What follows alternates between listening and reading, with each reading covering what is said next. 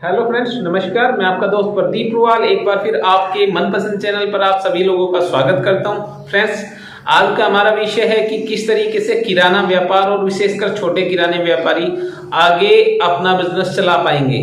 बदली हुई परिस्थिति में विशेषकर कोरोना की 2 लहर आने के बाद जो परिवर्तन 10 सालों में होने थे वो परिवर्तन 2 सालों के अंदर हो गए और किस तरीके से ये इंडस्ट्री आगे 10 सालों में करवट बदलने वाली है और छोटा किराना व्यापारी बचेगा भी या नहीं, इसकी पड़ताल करेंगे।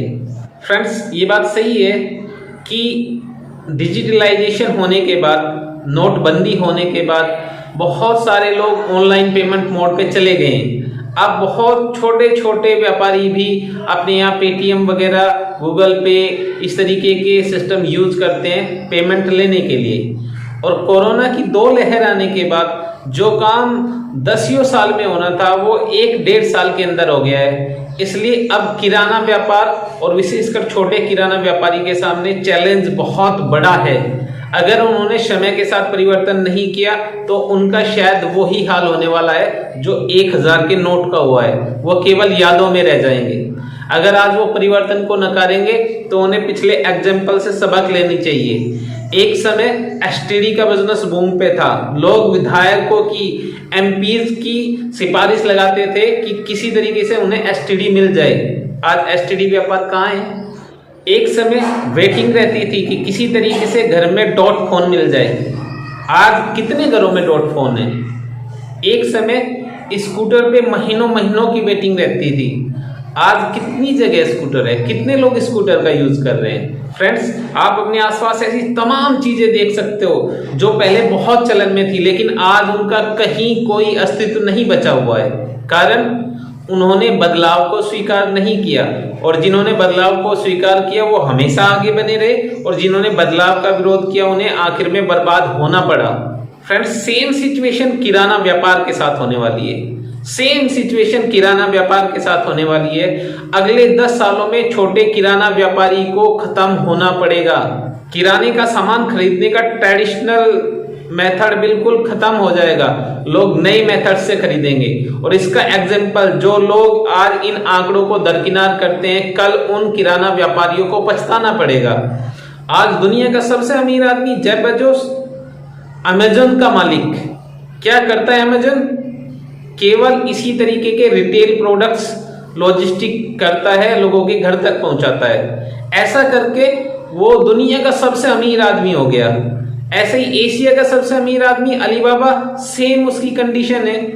आज बिग बाजार, Reliance smart, e store, Grofers, big basket, ऐसी तमाम कंपनीज आप देख सकते हैं जो हजारों करोड़ का व्यापार कर रही है। कहां से आया ये हजारों करोड़ का व्यापार? उन किराना दुकानदारों को ही तो उन लोगों ने खत्म किया, उन्हीं का तो मार्केट शेयर कैप्चर किया उन्होंने।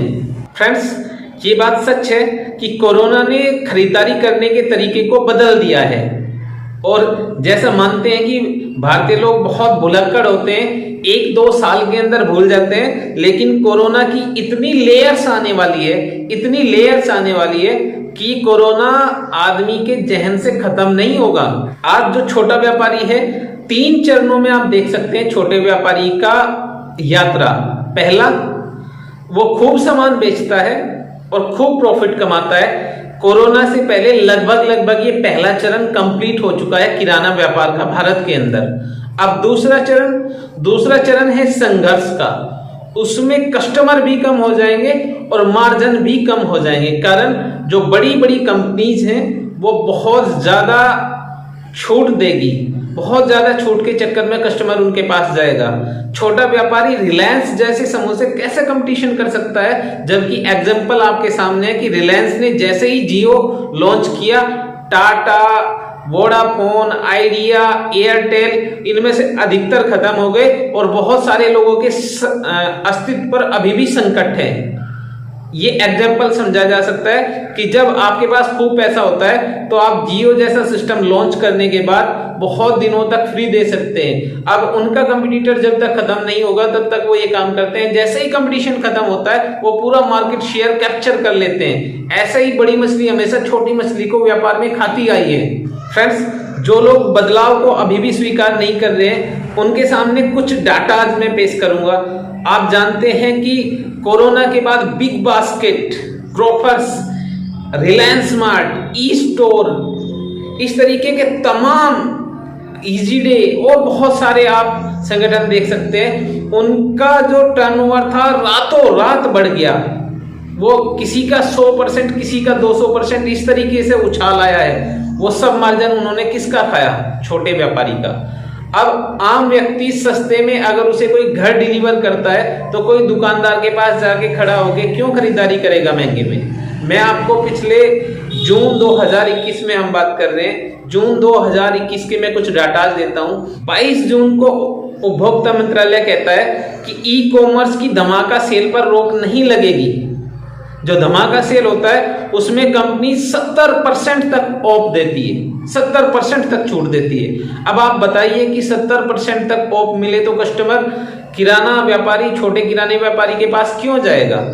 दूसरी खबर हिंदुस्तान की, असर किराना स्टोर पर टूटा कहर, कोरोना के बाद नहीं मिल रहे ग्राहक। लॉकडाउन खुलने के बाद भी, अनलॉक होने के बाद भी ग्राहक दुकानों पर नहीं जा रहे हैं, क्योंकि आंकड़े गवाह है। बिग बास्केट, ग्रोफर्स जैसी कंपनियों का बिजनेस बढ़ा इस बीच में, क्योंकि लोग ऑनलाइन ट्रांजैक्शन करने लगे, ऑनलाइन मोड पे चले गए, ऑनलाइन खरीदारी करने लगे। एक और खबर देखिए आप जून की, कोरोना काल में किराना को नुकसान, व्यापारी परेशान। एक मेन हेडलाइन, रिलायंस रिटेल के मालिक मुकेश अंबानी 24 जून को घोषणा करते हैं कि रिलायंस रिटेल अगले 3 साल में 10 लाख लोगों को रिटेल सेक्टर में रोजगार देगी।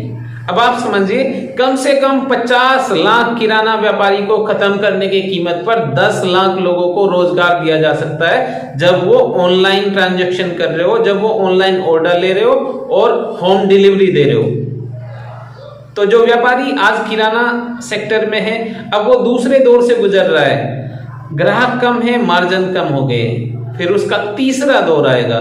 तीसरे दौर में ग्राहक नहीं होगा, वो नुकसान से जो उसकी जमा पूंजी है वो व्यापार को चलाने के लिए लगाता रहेगा और अंततः रिलायंस जैसी कंपनियों के सामने, फेसबुक जैसी कंपनियों के सामने, ई स्टोर जैसी कंपनियों के सामने उन लोगों को खत्म होना पड़ेगा। और बाद में जब उनके पास कुछ नहीं बचेगा तो एक ही चीज होगी, वो होगी शायद केवल पछतावा। अब इसका सॉल्यूशन क्या है?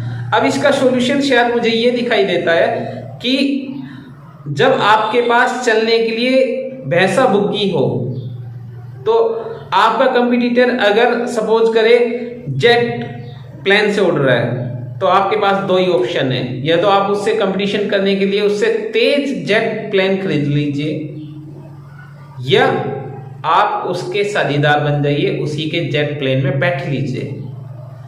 अगर आप पहला काम करते हैं तो किराना व्यापार में आपको टेक्नोलॉजी अडॉप्ट करके और बहुत सारा इन्वेस्टमेंट करके उनसे रेट कंपटीशन करना होगा।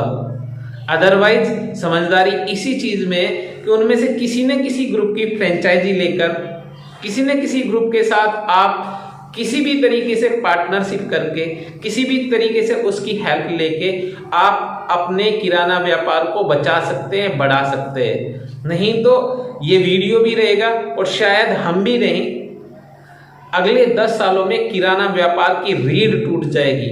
मोर देन 90% बिजनेस उन लोगों के हाथ में चला जाएगा जो ट्रेड विद टेक्नोलॉजी कर रहे हो। फ्रेंड्स, इस वीडियो का मकसद बिल्कुल भी डराना नहीं है। इस वीडियो का मकसद अपने किराने व्यापारियों को, अपने छोटे किराना व्यापार करने वाले भाइयों को हेल्प करना है, उन्हें इंफॉर्मेशन देना है ताकि वो समय के साथ परिवर्तन कर सके।